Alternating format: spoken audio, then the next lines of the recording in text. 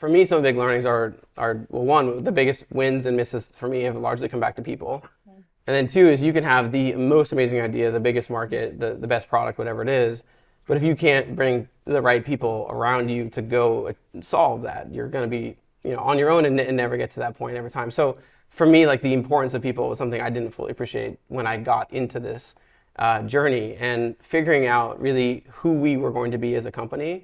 And both, through our wins and the things that we were doing well, as well as the times that we brought on folks who weren't a match, really taking those moments to be introspective and say, like, who do we want to be? And I think I didn't fully appreciate it until this experience that, you'll have someone who really is excited and thrives at company A, like Amazon, and then they go to Google and they hate it and they bounce back, or vice versa, or whatever. And each company, rightly so, is going to develop its own DNA that makes it successful.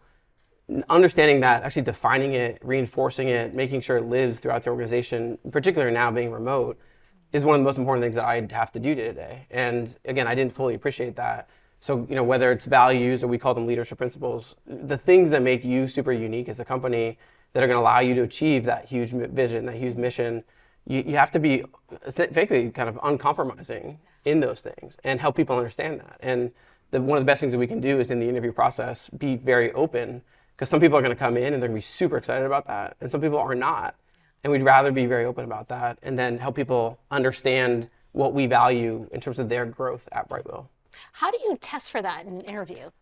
It's tough because at this point now, like the standard thing is, let's look at your resume, let's look at your LinkedIn, whatever it is, it's a match, let's go. We put way less emphasis on that now. And so we really try to dig in and say, okay, like we have a leadership principle called think critically, move fast.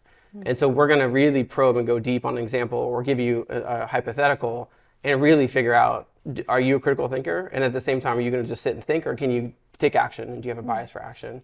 We have one that just is focused on customers. And so we're going to understand how you value customers and bring that into your process.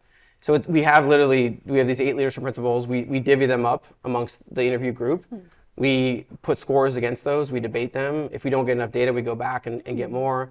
And so it's being really, really direct. This is something I learned at Amazon, frankly. Amazon has 14 leadership principles. Right. Everybody splits them up. You figure it out. And you really, again, are uncompromising. And like the bar is so high. And you feel really great that by the time you get to hire somebody, they're really the right person for the right role.